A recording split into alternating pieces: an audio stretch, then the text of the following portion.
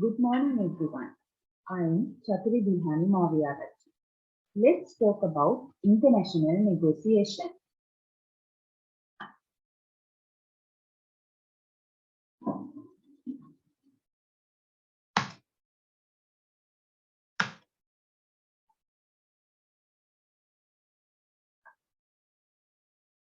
The purpose of this presentation is to clarify 6 areas. First one is what is the view on globalization.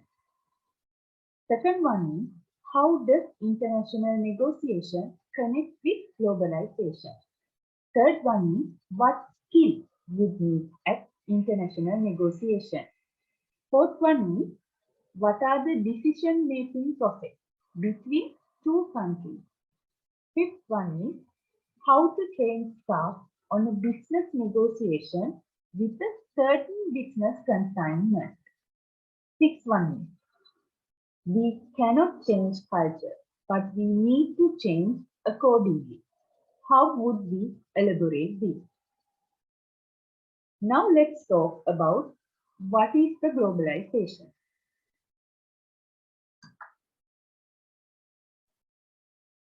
Globalization is the process by which idea, knowledge, information, goods and services spread around the world. It is about the interconnection of people and business around the world, which finally results in global cultural, political and economical integration. It is the ability to move and communicate easily with others all over the world in order to conduct business internationally. Now let's see what are the examples of globalization.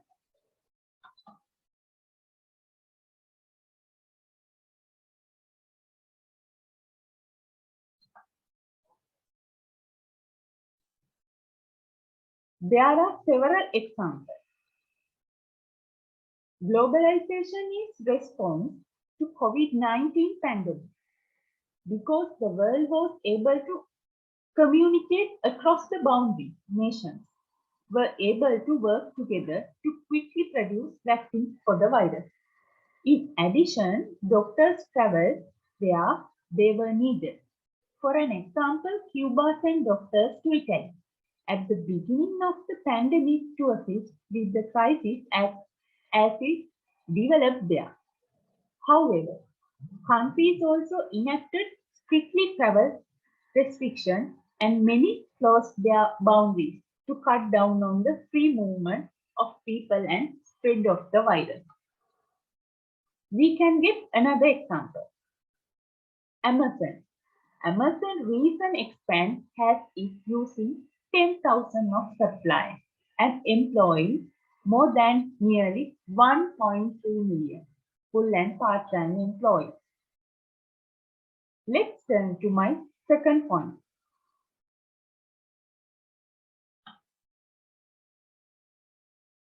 What does international negotiation connect with globalization? International negotiation is a sub-area of international business. The purpose of this international negotiation is to achieve mutually beneficial results, to find solutions that are acceptable to both parties and to make people feel better about themselves.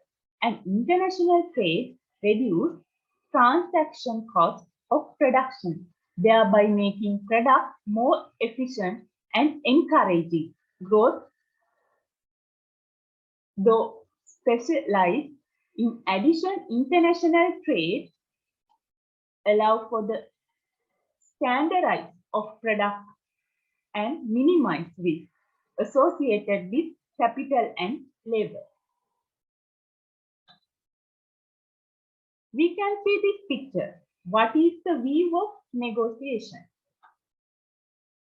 My third point is what skills would need at international negotiation.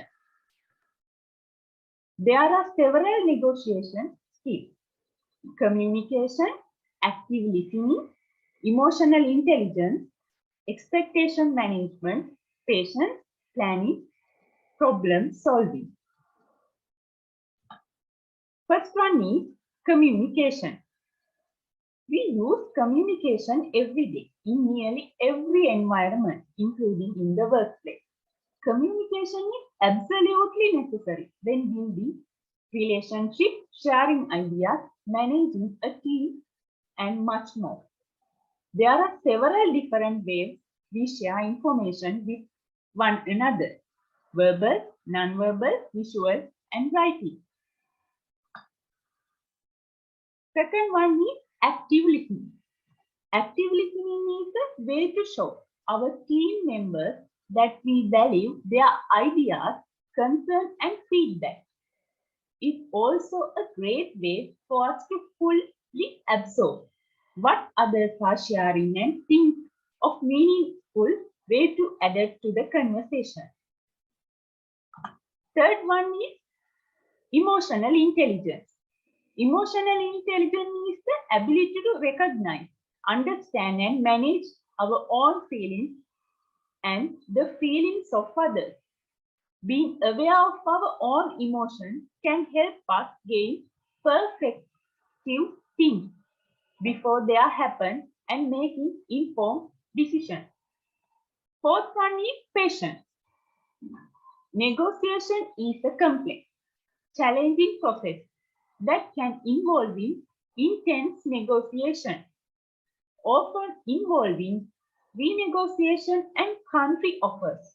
Rather than rushing to a conclusion, negotiators often practice patience to properly assess the situation and reach the best decision of their client. I would like to move on the fourth point. What are the decision-making process between two countries? Price as quality. Sri Lankan consumer refers on pricing. Their pricing is always down discount. They will buy product in low budget and ignore good quality. But Japanese consumers are looking regarding best quality and quantity. Japanese houses are very pretty and small. They don't want too large amount of furniture. Their structure is also very small. They don't like to stop. But Sri Lankan wants to comfortable and luxury house and land. Their structure is very big. They want a large amount of furniture. Many cultures regard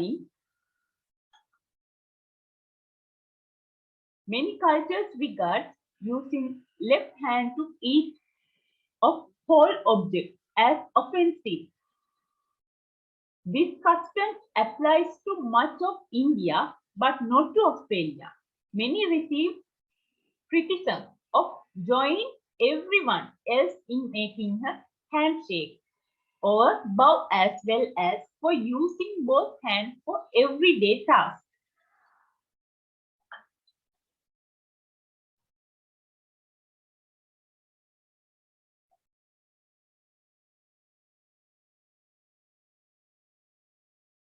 In Sri Lanka, it's considered impolite to arrive for dinner on time.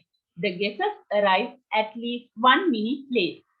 But Sri Lanka don't consider these things, and they have tradition practices. Most of Indians take their hands in a normal way when they eat or write. But the Australians are using both hands for their day-to-day work. Japanese don't really care about how they are dressed. They wear one type of clothes in all functions. Sri Lanka loves to spend much money on shirts, trousers. It's very expensive, but Japanese don't care about that. People in Denmark visit cemeteries to unwind and take a break. But Sri Lankan don't go there to break to pass the time during lecture. They regularly go to park and garden.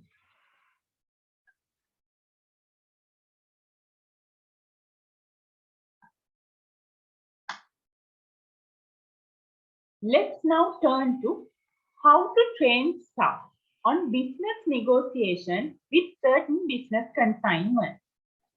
First one is, please speak up if you notice any hazard or disrespectful behavior that is effective and workplace. We believe that everyone should be treated with consideration, respect at all times, no matter their age, gender, race, ethnic group, or religion. Don't disrespectful behavior. Our staff will be trained to handle this type of situation with empathy and compassion.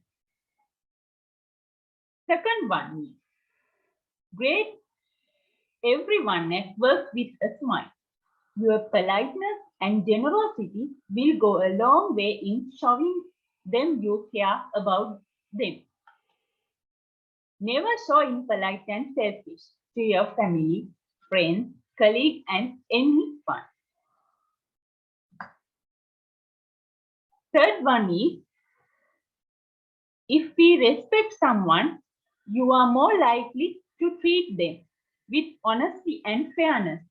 Those who respect others can resolve conflict with cooperation rather than hostility. People who are respected are also more likely to be at interpersonal level. This helps improve the social bonds between people. When visiting or meeting strangers, don't be sincere. Shake hands when you meet someone. Make a firm but gentle shake hand. I would like to move on the next point. We can't change a culture, but we need to change accordingly. How would we elaborate this? First one, culture is a set of shared beliefs and behaviors. We live in a culture that tell us to leave home and go to work, eat certain foods and specific time of the day, or even dress according to our choice. These type of behaviors, along with physical and social structures, create an environment which are obvious in their own way. Second one is, culture is the complex set of shared beliefs, values, and practices that characters a group. It shapes who we are as individuals and helps to define who we are in relation to others. Third one is, as time passes, culture change and evolves to meet new challenges. Some culture use history to teach people about how to behave, but following similar set of traditions, and value other cultures blend all traditions with new ideas and symbols for, from other cultures. That's bring me to the end of my presentation. Thanks for your attention.